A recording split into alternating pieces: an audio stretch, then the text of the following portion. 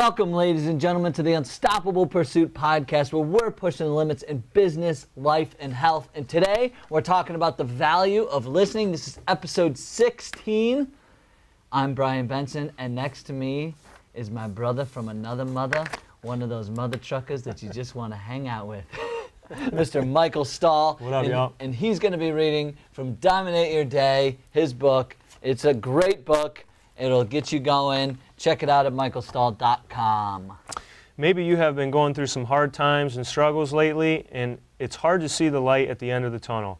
Oftentimes we are challenged beyond what we think we're capable of handling, but if there's a will, there's a way. The path of least resistance doesn't always give us the greatest rewards. Keep pushing for that summit because the view will get better and better.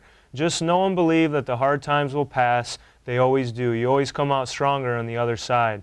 It all makes sense when you look back on it. It's all part of your path. Work hard, keep a positive attitude, and keep that passion within. Nothing is going to fall into your lap. You have to go out and get what it is you want for your life. Oh, man, I love that. That is where there's a will, there's a way. Don't give up, people. Don't give up. Keep going. Up.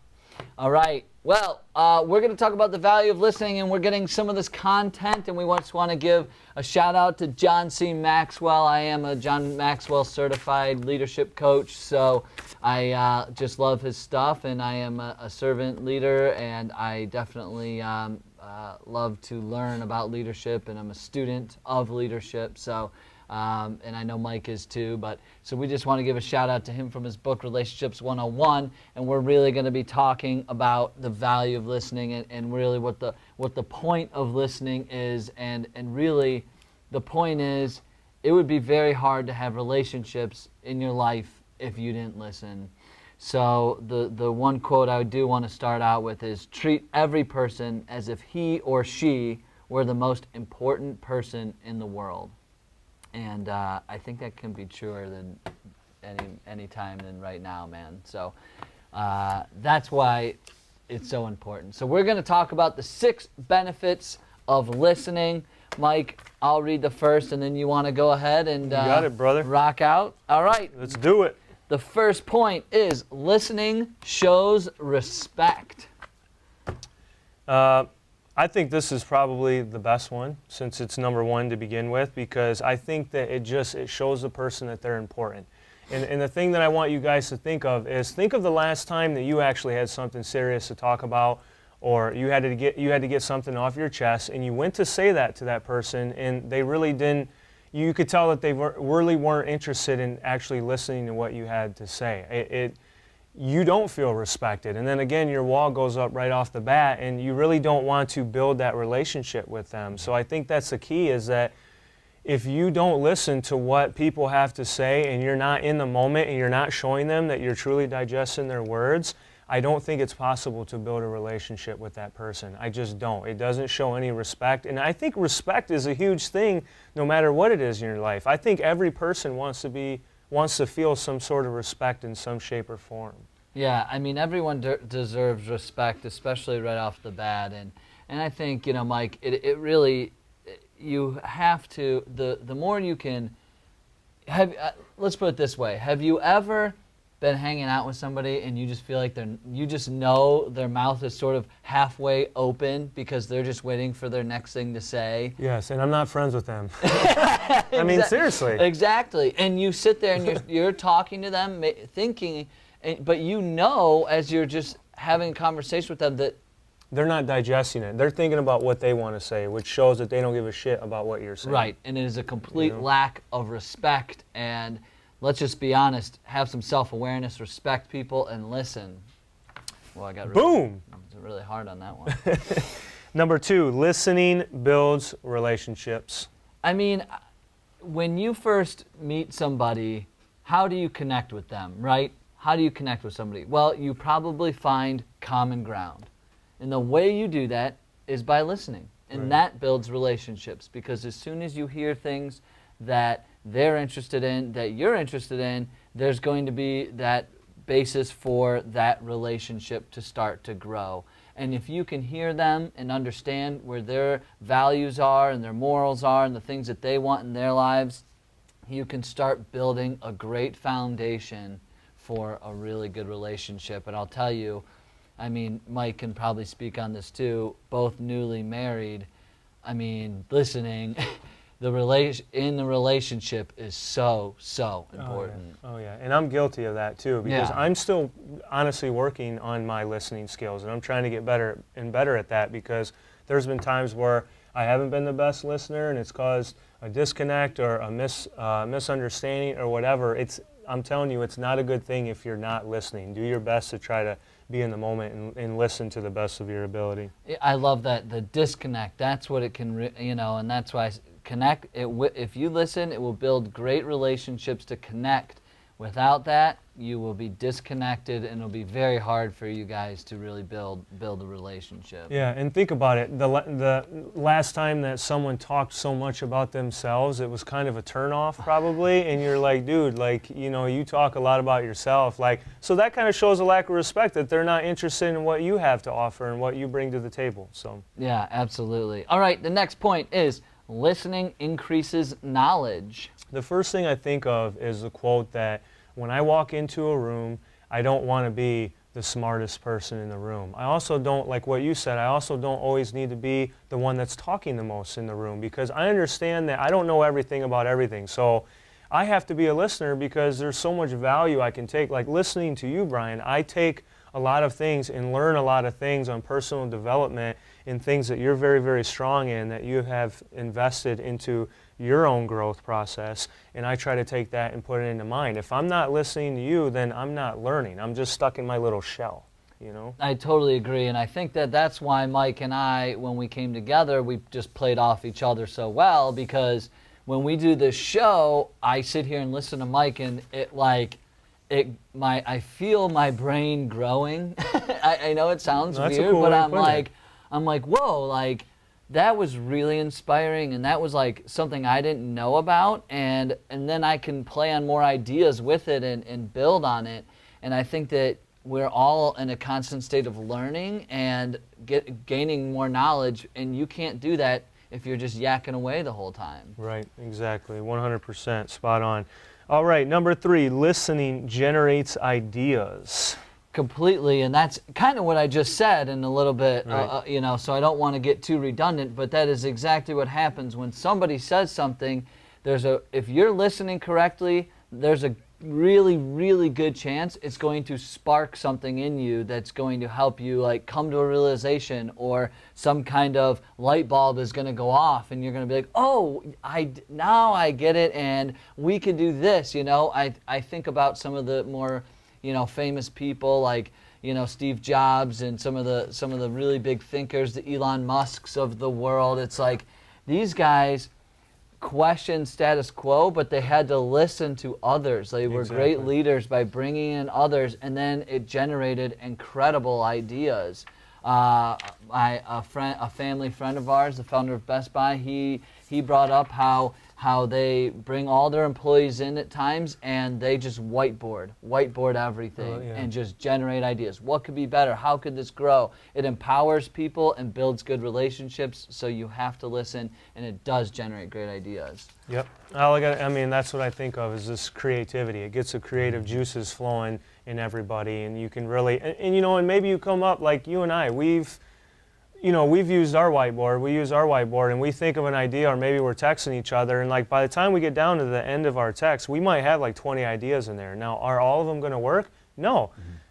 Probably not, but from some of those ideas, we're able to kind of, piggyback off of each other and listen to each other and get like a different perspective. Like sometimes Brian and I will play devil's advocate with each other and really listen to what each other are saying, so that we can kind of chip away the baggage and kind of narrow down like, well, what is it we really want to do and accomplish. That's so great, Mike, that you said that, because that just made me think about the recent conversation of where this thing is going, where Mike and I really want to start doing more speaking gigs, and we want to be in front of companies and helping them in some of these things that we talk about, but we weren't sure what we were going to do. Were we going to build this online community? Were we going to do this, where were we going to take the podcast from here? Were we going to do a live podcast? So we were going through all these different ideas, And eventually we kind of came to, hey, we want to be, speaking in front of people, and because we both really enjoy that.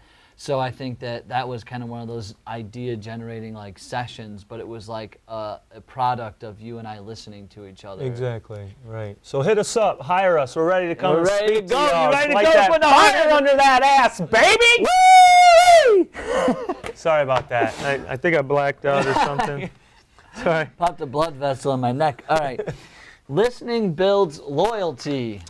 I think when you're a good listener, I think it's magnetic. I think obviously, like from the very beginning, it shows respect, it builds that relationship, it helps generate ideas. But I think that there's something magnetic about listening that, again, you're valuing that person, what they're saying, you're taking your time, which is what we talked about, that we can't manage the time, we can only manage ourselves within that time. But if Brian has something to say to me and it's going to take 5 minutes for him to tell me what he has to say, I'm telling Brian, dude, I'm listening to you. These 5 minutes are very important to me, and I'm going to use that to listen to what you have to say. Everyone wants loyalty. If you're stabbing people in the back and you're showing a lack of respect, loyalty will take you a really long way. Some amazing things can come out of loyalty. A lot of good ideas, awesome relationships.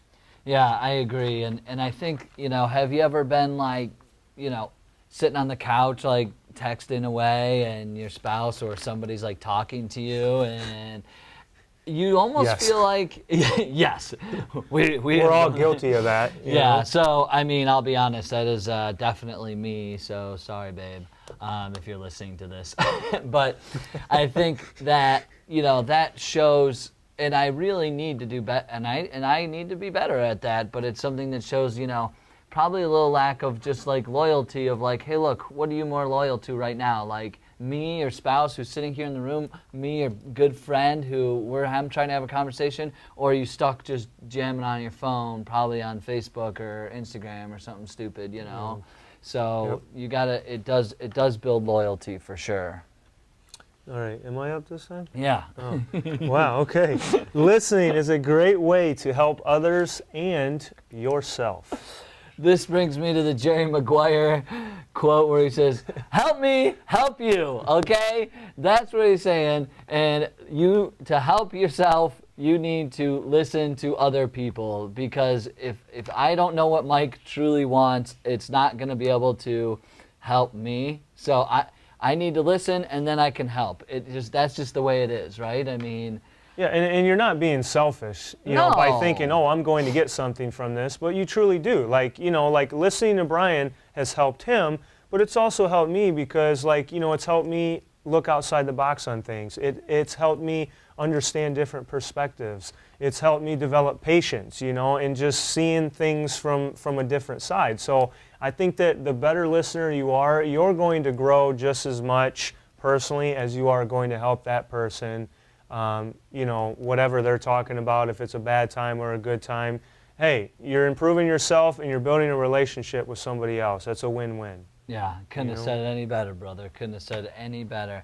All right, we're going to kind of move on now to the 9 ways to develop listening skills. So I think these are very important, so listen up. Listen. Number 1, look at the speaker. Look at him. All right. Why do you look at the speaker? Because you know what? I'll tell you a short story. When I was in 6th grade, I can't remember my teacher's name actually, but I remember when she was up there, she was teaching, it was a geography kind of class. We were learning about maps and stuff, and she was up there. And I remember I leaned back in my chair, I looked up, and I let out the biggest yawn really loud. And she stopped the class, pulled me out into the classroom, and just ripped me a new one. And from then on, I was like, you know what? That person is taking a lot of time. They're taking their time, they're putting in their effort to be here for the benefit of me, and I gotta show respect, and I have to listen, and I have to look and be engaged with them. Yeah. That was it. And I think it's really important because one thing that I've tried to do personally when I've done speaking engagements in the past is I made it a point, like let's say there's 50 people in the room, like I will take my time, and as I'm speaking, I'll try to look at every single person at some point in time during that speaking engagement, because I think it does show there's some form, like intimacy, Yeah. you know, like you're connecting with that person, you're kind of building a little relationship with that person amongst this group of 50 people that you're speaking to. So it's very important to look at the person. Like sometimes, you know, for me at first it was awkward when I was with people, and like, you know, I tell them, look them in the eye, but some people are uncomfortable with that. But at the same time, you know, it does show them that you are trying to connect with them in that manner. Actually, just another really short story on this. I was doing a presentation when I was in the insurance industry, and I was talking to this group of attorneys. We were talking about their disability benefits, and the one attorney sat there and literally, as I was talking and presenting, was like this, just drawing away. And I looked at his paper when I left, and he was sketching like a face and a monkey. Like I was like, really, bro? Like that to me, Yeah. Either I was just a terrible speaker and I was not engaging, so that's a different thing. But you got to show respect no matter what. And look, I was only there for 45 minutes. Give me, you know, a little bit of your time. So Right. that was it. Right. Totally. All right, All number right. 2. Wait. Oh, no, wait. You? Oh, it's don't interrupt. That is hilarious. Now, I don't think we planned that, but I don't know what the hell is going on right now. I think we just violated rule number 2. Whose turn is it? Yeah. All right. Don't interrupt. Well, hey, and it's funny that it happened that way too, because this is another thing that I'm trying to work on.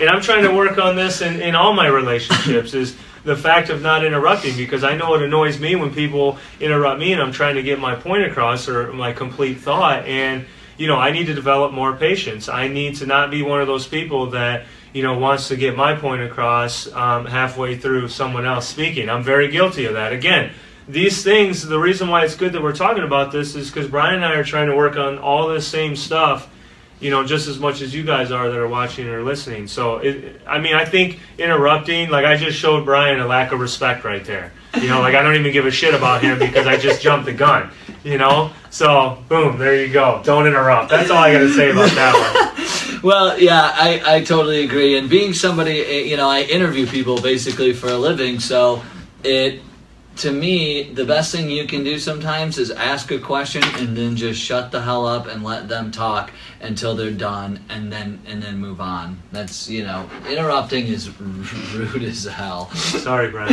It's not. That was just hilarious. All right, am I up on this one? Yes. All right, number 3, focus on understanding.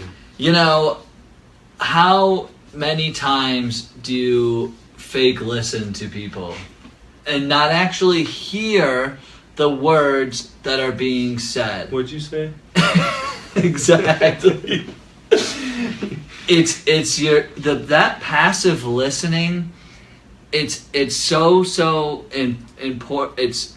It's so disrespectful. If you are actually listening, then you will be able to understand what this person is, where this person is coming from. Listen to the context and the content, but sometimes the context is more important than the content, you know? Yeah. But that's how you get a good understanding for people, you know? Yeah, if you're truly listening, then you are understanding. I wrote down on my notes, are you simply hearing them, Mm-hmm. or are you truly understanding? Because think about how often when you're not truly listening, and then you really forget like what the hell they said, and then you look like an ass when you got to ask them a second or third time. Which again, I'm guilty of that. I really am. But going over this is a good reminder for me that I need to truly Do you understand the words that are coming out of my mouth? You need the helmet for that. So that's all I got to say about that. God. All right. Oh, I love it. Love it. Love it. Love it. All right. Determine the need at the moment. This one's kind of a difficult one to explain, because, you know, when people are talking, they may have like 5 or 6 points within what they're trying to say to you. And some of those things may not be as important as the others. So I think it's really important it's not like you're going to solve that person's issue like immediately. I think that sometimes you have to maybe you listen and then you have to ask questions back so you can kind of chip away at things and kind of organize a little bit to maybe prioritize like what they are saying so that you can better address their needs like within that conversation. You know what I mean? Right. Like if you had like 10 things that you said, well, you know, maybe the third and fourth thing, because I was listening very closely, I realized that those are probably more important to you than some of the other things. And so maybe I can address those first before I get to the other stuff. You know what I'm saying? Yeah, and I mean, Mike, you make so many good points. Like, determine the need at the moment is listening to the context. Have you ever walked in like the house and like, somebody asks you like, oh, how are things going or whatever, and you're like, well, the job was okay. My wife and I got in a fight, and then my dog got loose, blah blah. And so he goes on all these things. Oh yeah, I had to take my bike here, blah blah. And it's like, if you were listening and understanding the need of the moment, there probably was the wife and him got in a fight, and that was probably their biggest thing. But if you're not listening correctly, then you're probably like, oh, you took your dog for a walk. Yeah. Or something? Oh, damn, bro. Should we go change your flat tire on your bike? Exactly. Meanwhile, his relationship's in shambles. You know what I mean? It's like, exactly. That's a great point. So find that need and truly listen to understand. That's awesome. Number 5, check your emotions. You gotta check yourself before you wreck yourself. I'm telling you. Because you're bad for your health. I come full stealth. Oh, sorry. Thought we were going.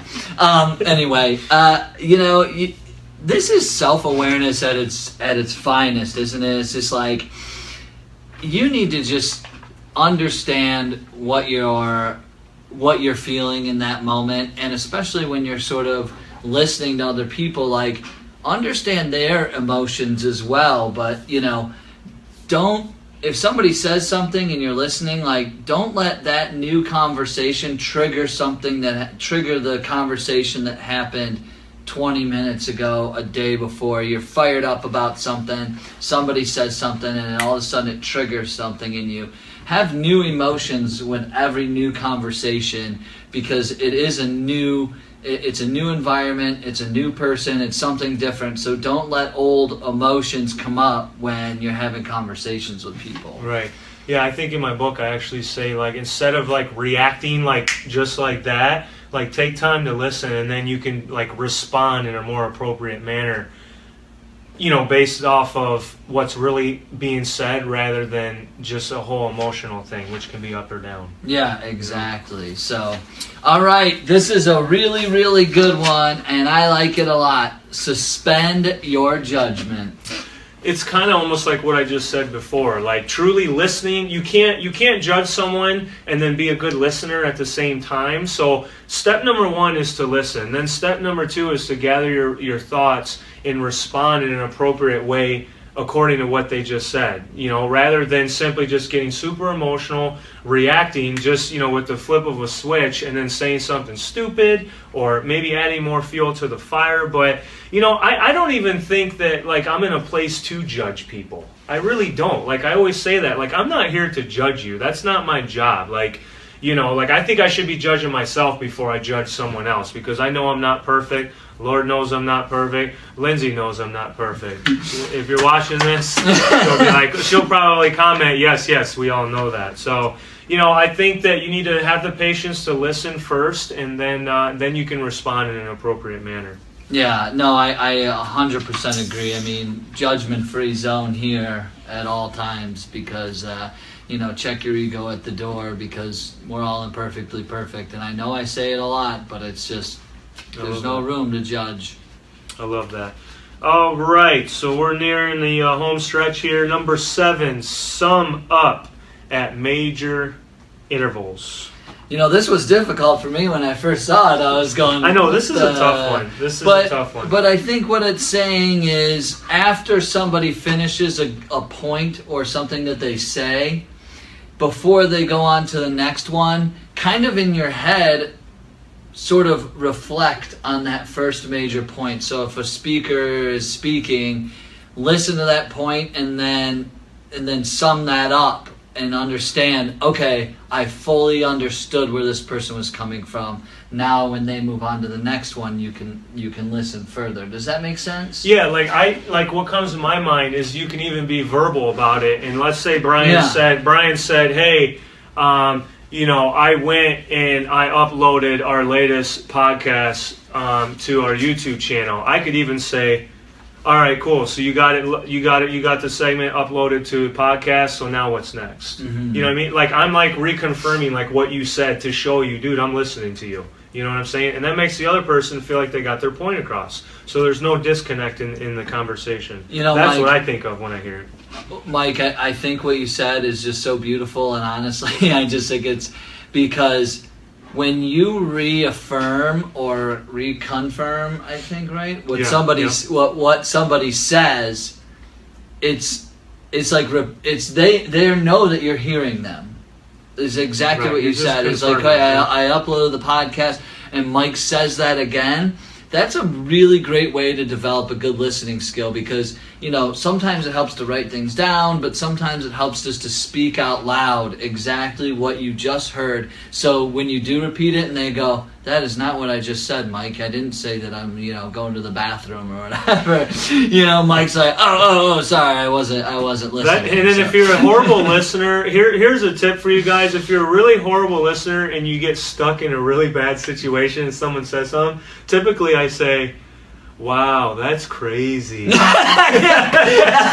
the best way to cover your tracks until you become a good listener. Is you didn't listen to a damn thing they said. Just pause for a little bit and go, yeah, that's crazy. Dude, oh my God. But try not to rely on that, okay? Because the idea here is to become an effective listener, that you don't have to use that. But that's just a joke that we use. But it's so true, right? Like, people do say stuff like that, and it's like, okay, clearly this person probably didn't hear me. And my wife, she does this all the time, and I'm so guilty of it. And again, that's why Mike and I are in the unstoppable pursuit. We're getting better. But she'll be like talking in the kitchen, and she sees me on my phone, and she'll be like, yeah, I talked to my mom today, blah, blah. Oh, there's a bunch of elephants in the backyard, and blah, blah.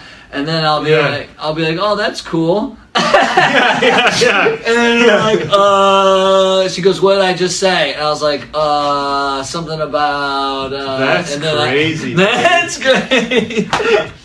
See, no, that's crazy would have been appropriate. It would have been very appropriate. It is crazy, Brian. It is crazy, she would have said. That's a lose-lose for you, okay? Oh my God, but yes, it's true. Sum it up in major intervals. A big one right there. So, next one is ask questions for clarity. That's crazy. No, I'm just kidding. This is a good one because, I think that you almost can't ask enough questions, because again, when you're asking questions, you're also doing what we just talked about, is you're summing up major intervals. If Brian said, hey, I just saw a rainbow. Oh, you did just see a rainbow? What color was it? You know what I mean? Like, I think that it does sum things up at major intervals. And I think that you become a good reporter, and you're able to regurgitate and spit that information back out because you ask questions. Like, sometimes it helps me to remember things when I do ask questions, because it's also reconfirming it for me too. You know what I mean? So I mean that's the best way I can answer that one. Yeah, no, I love it, man. I mean, I don't have a lot to say. I would just say, if you don't understand something, don't be embarrassed or weird about it. Ask the question and get it clarified. Yeah, and you're getting more information. It does make you a better listener, because you're kind of like, you keep, like a person that keeps following up on things. You're gonna get better and better, and you're gonna know more stuff. You know? Exactly. Alrighty, ladies and gentlemen, we are down to the last one, and this is probably intentional. Be intentional about listening. It is a priority. You have to make it a very high priority, and it goes back to that quote, is making everybody feel like he or she is the most important person in the world. Make people a priority, make listening a priority, and make helping yourself a priority, because that's what listening is going to do. It just has to be accountable, be disciplined, and listen.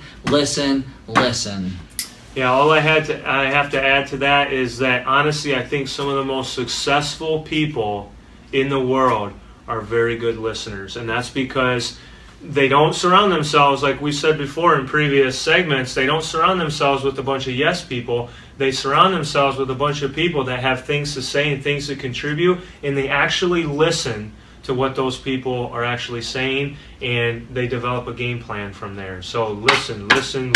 I mean, it's so important. And the one thing that I wanted to just say about that is I'm reading this book called Ask right now, and it's by Ryan Levesque, and he is and basically he never builds any online products. He's an online marketer, but he never builds anything without making a priority to ask and then listen to what his customers want. And I hosted an event last night with the Rocket Lounge and Inspirelink, my other company, and the startup gentleman, Jason Dolly, a good friend, said, I asked, where did you get your motivation? How'd you build this product? And he just said, I just listened to my customers and what they really wanted and made it a priority. And now he's growing and revenue positive and just crushing it. But it's because he made listening a priority. And that's awesome too. Yeah, if you don't listen, you're never going to provide a specific service to meet someone's needs. And in the game of business, it's all about doing things that fill that void and fill that gap for specific people's needs. So again, that's why it's great to have reviews. So rate, comment, and review on our podcast so we can listen to your reviews and we can give you content that you guys want to hear, that you want to watch, and we can better serve your needs, and we can blow this movement up. Hashtag the Unstoppable Pursuit, baby. Yes, baby. Yes. Comment, rate, write a review. Reviews are so important. Tell us what you want to hear. Tell us what you want to talk, what you want us to talk about, where your biggest pain points are. We will serve you. We live to serve. We are here for you. So please, please, please do that. It would be massive for us. So, all right. The next thing is the challenge for the day, and that is ask questions and shut the hell up. That is it right then and there.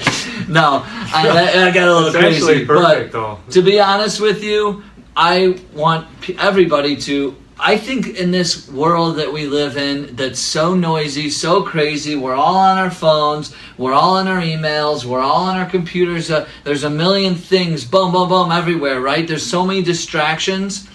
Take a moment for the next person that you see, hang out with, or whatever, to ask a question, to really care about that person, put $1,000 million on their head, care about them, and then just shut up and listen. Just enjoy what they're saying. Learn from them. There you go. That's it. Let's get to that health tip. All right, and the health tip is, lately I've been getting a lot of questions from people of what they can do in the office setting at their desk to work out. Maybe you don't go to the gym or whatever the case is. There's a lot of things that you can do quickly at your desk. Number one would be a squat. Simply sit down and stand up. Sit down and stand up. I'll demonstrate since Mike worked his legs out yesterday. I worked out, so I'm really sore. So that's all it is. A squat is sitting up and standing down at your desk. Do that 4 to 5 times a day throughout the day. Do 10 to 15 repetitions. Boom, you just worked every lower major muscle below the waistline. The squat is an excellent exercise. Another one you can do is if you have a wall around you, obviously in the office setting, and you can't do push-ups off the ground, you would do a push-up off the wall. You can do them on this desk right here. Okay, yeah, and you could actually do them on the desk if yeah, exactly. So the further your feet are away from the desk, obviously the harder it's going to be. That would be like a modified push-up. You like this, guys? Another thing, Brian, calm down. Oh, sorry. Another thing. I'm interrupting you. No, it's fine. Another good exercise is I asked clients to invest in those resistance bands. They come in a couple different colors, which signify what the resistance is. But you can stand up and step on the band right in front of your desk. You can do bicep curls. You can do tricep extensions. You can do lateral raises. You can do front raises for your shoulders. So those are some good exercises. You could also get down right next to your desk and do a plank. Mm-hmm. Everyone knows how to do a plank because obviously planking went viral for some time on social media. And you can also stretch at your desk. Throw your legs one by one up on your desk and stretch your hamstring. You can do calf raises. So there's a lot of different things you can get creative with. A little goes a long way. 10 to 15 repetitions, 3 to 5 times throughout the day, and you will be good to go. Love it, love it, love it. And sitting, what is it? Sitting is the new smoking, I guess. So get up, get moving at your desk. It is really, really important. So thank you guys for listening. We appreciate you. We love you. We love you, Facebook Live. We love you, podcasters. Thank you. Please subscribe, rate, and review. We would be so grateful. And we will see you all on the next episode.